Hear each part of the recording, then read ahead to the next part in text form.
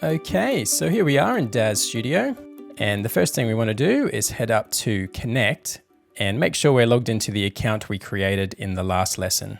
And that way, all your Daz assets will be synced to Daz Studio over here in the All Products section of the Smart Content tab.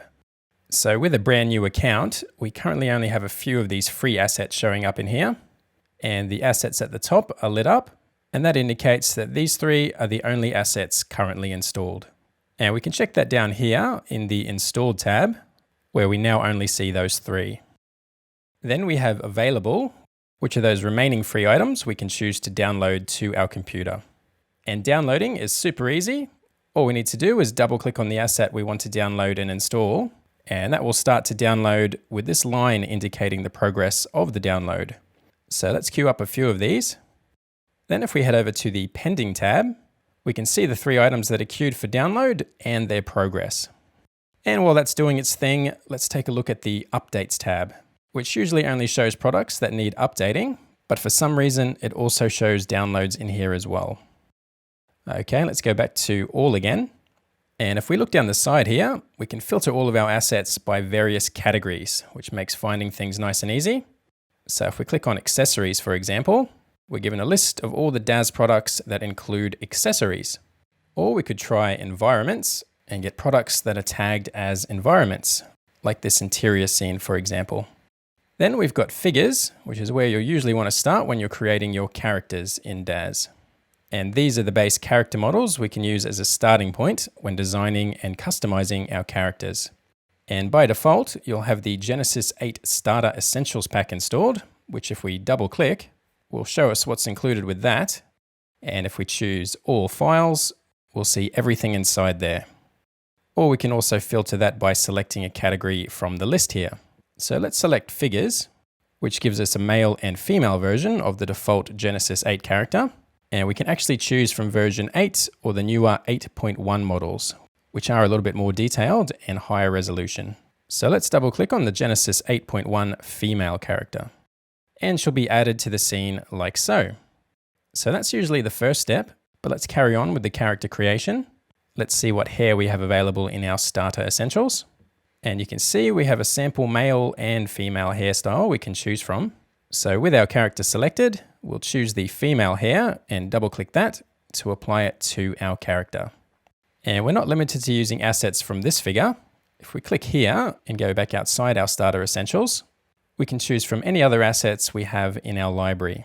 So let's give our character some clothes. If we head down to Wardrobe, let's download the Shadow Thief outfit, which you can see has been designed for Genesis 8 female figures. And now that that's been installed, it's lit up at the top here. And before we apply it to our figure, I just want to point out this Filter by Context checkbox down here. This is actually going to filter our products according to whatever figure we currently have selected. So it's currently only showing assets that are compatible with our Genesis 8 female figure. But if we were to switch that off, we can now see all the clothing we have installed in our Daz library. And that includes clothing for male characters or clothes designed for older model versions like this Genesis 2 outfit. So while these assets aren't designed specifically for our Genesis 8 female character, there are ways to apply older or non-compatible assets to our newer models. And we'll look at doing that a little later on in the course. Okay, let's just switch that back on for now. And we'll double click on our Thief outfit, which shows us all the items of clothing we can use in this product. And that's because we're filtering this by the wardrobe category as well. And we can even click on this to reveal the subcategories, which will allow us to filter those items by where they belong on the character. So we have the full Thief outfit broken into each item of clothing. So you could apply each item of clothing separately if you wanted to, or mix and match items to create your own outfits. And down the bottom here, we can click on Outfits to bring up a single asset, which includes all the items of clothing in one. So you can quickly apply the full outfit to your character. And you can even see a preview of what the full Thief outfit looks like on a Daz character up here. So with our Genesis 8 figure selected, let's double click on this to apply the full Thief outfit to our character. And now our character is starting to look a bit more complete, but our preview over here isn't looking very accurate. We can't see any of the color or detail in that outfit. And that's because if we take a look at our viewport preview modes up here, we're currently set to smooth shaded, which renders nice and fast, but it's probably not the best mode to use when designing your characters. So let's take a look at some of the other modes we can try here. This one's not great either. So we could just go through these one by one until we find a good one. Or we can hold Control and just cycle through the numbers on our keyboard. So this is Control plus number 3 on the keyboard, Control 4, 5, and you'll notice the higher number, the more detail we're getting here. There's Control plus 7, which is the smooth shading we had before. And at Control 8, we're starting to see the colors in there. And 9 is without the lines, which is the view I use a lot of the time. And that's the texture shaded mode. Then beyond that, we've got cartoon shaded mode, which I personally don't ever use. But if we hit Control plus 0, we'll get the most accurate preview of our scene. This is actually the render preview with the NVIDIA Iray renderer, which comes built into Daz Studio. And you can find that here as well. And it works a bit like Octane or Redshift in progressive mode, which is great to get a good look at your character before we export it out to Cinema 4D. But you will notice, if we try to move around our scene, even on a pretty high-end machine, this is going to be pretty slow and unresponsive. So I personally only switch to this mode when I need to see the final quality, or when I'm ready to check everything before export. But if you're looking for high quality and speed, there's a fairly new option in here you can use instead.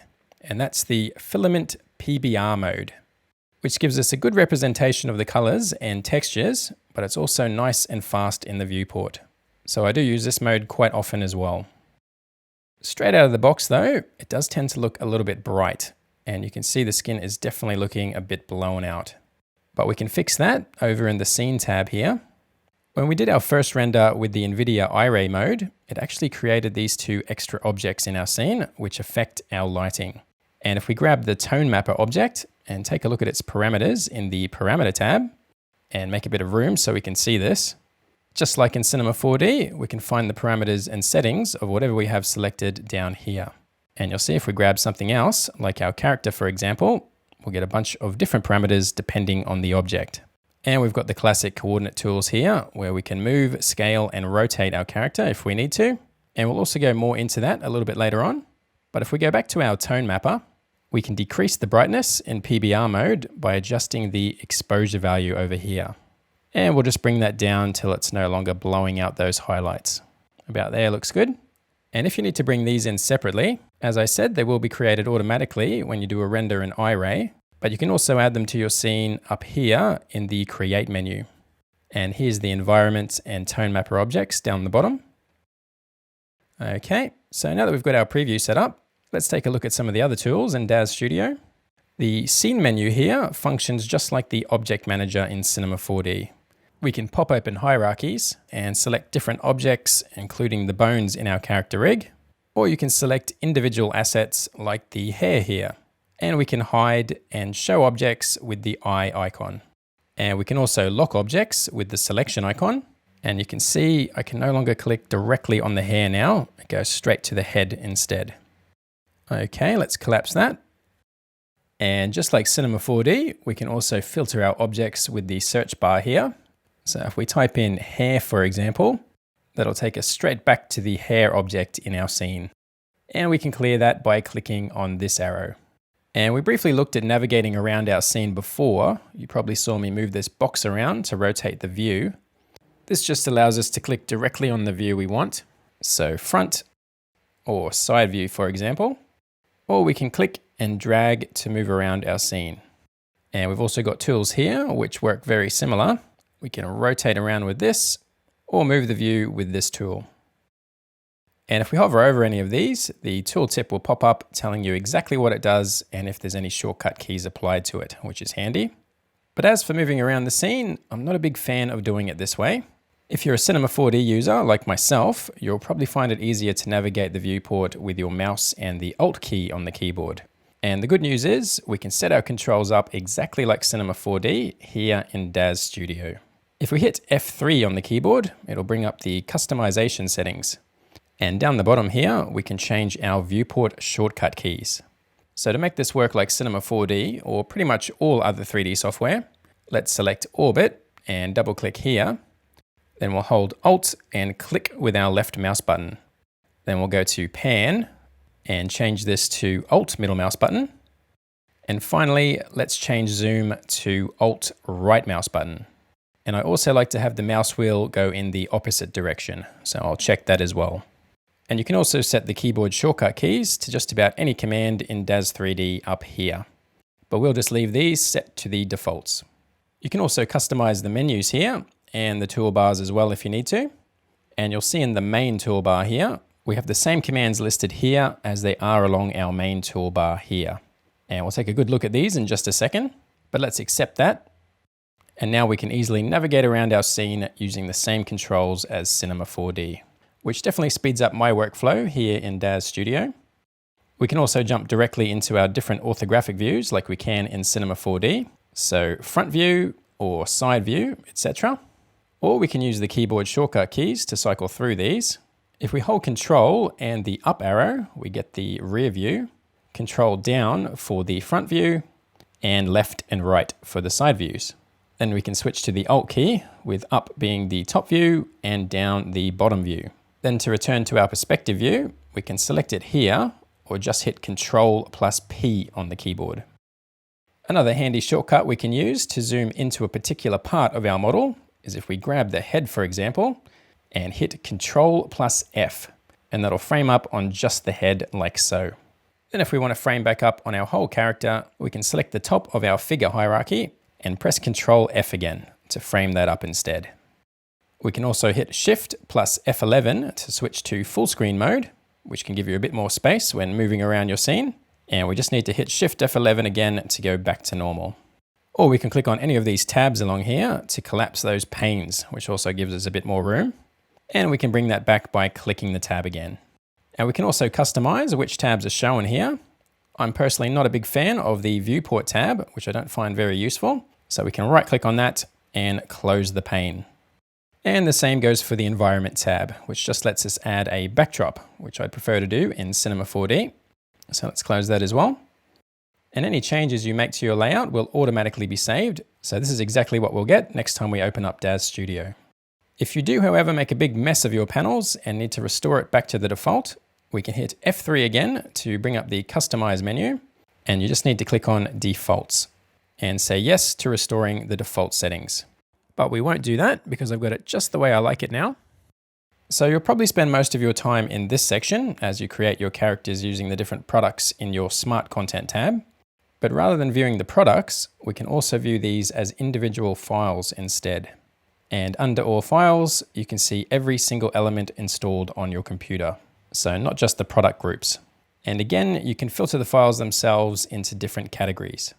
We've also got the Install tab here, which shows all the products available to download, which is pretty much the same as we had back in the Smart Content under Available and All. Another place you can find products is over in the Content library, which will let you navigate through the actual folders in your DAZ directory. And we can also see a list of products in alphabetical order. Although we currently don't have many products installed, as this is a new DAZ account. Then the tabs down here will come to a bit later on in the course, as well as these tabs over here, which are quite important. But before we finish up this lesson, let's take a quick look at the tools in our main toolbar here. This is all pretty standard. You've just got your open, save, and undo commands here. Then we can use this to add a camera to our scene. And if we accept that, it'll show up in our scene manager over here. And we now have an option to set our view to that camera and set that up however we like, just like we would in Cinema 4D. Then we've got a few of the different lights we can use in DAZ, but I'd rather do all my lighting in Cinema 4D as well, so I never use these. We can also create a primitive object, which again is the same in Cinema 4D. So let's go with a torus, like so. And we can easily delete objects by right-clicking and delete. Then we have grouping, which is like adding a null in Cinema 4D. And the align tool we also have in C4D. We can also use this tool to switch to keyboard navigation. So we can move around our scene with our keyboard, kind of like a video game, which is probably more for environment creation than character design. So I don't personally ever use this. And we can switch back to normal controls up here. And we've got a few different selection tools further along, which I'll cover a little bit later. So let's move along here to the Spot Render tool. And this is like the interactive render region tool in Cinema 4D, which allows us to click and drag a region to render with the NVIDIA Iray renderer, which can speed things up if you just want to render part of your scene to preview. Next, we can choose to show the tool settings panel, which when active is going to give us some extra options depending on which tool is currently selected, which is a bit like the attributes panel in Cinema 4D. So you might want to dock that down here as well, because you'll probably need it from time to time. Beyond that, we've just got a few tools related to rendering, which we also won't be using because we'll get better results doing all of our rendering directly in Cinema 4D. Then down the bottom here, we have our animation controls, which we'll be looking at in depth in another video. And this is similar to the dope sheet in Cinema 4D, where you can add and adjust your keyframes. And the timeline is a bit like the curve editor. And finally, we've got our standard file and edit menus, and the create menu, where you can add cameras, lights, and objects, many of which we can do directly from the toolbar here. Then there's tools, which are also mostly repeated along here. The render settings, which we won't be using in this course. Connect to your account options. Then under window, we can find all the different panes we can open. And there's quite a few handy tools in here. The yellow ones are the ones we've already got open. We've also got some pre-built workspaces we can use and some different layouts we can apply to our viewport. And that just about covers all the main features in the DAZ interface. So now that you know your way around the software, let's take a look at the DAZ Marketplace in the next lesson.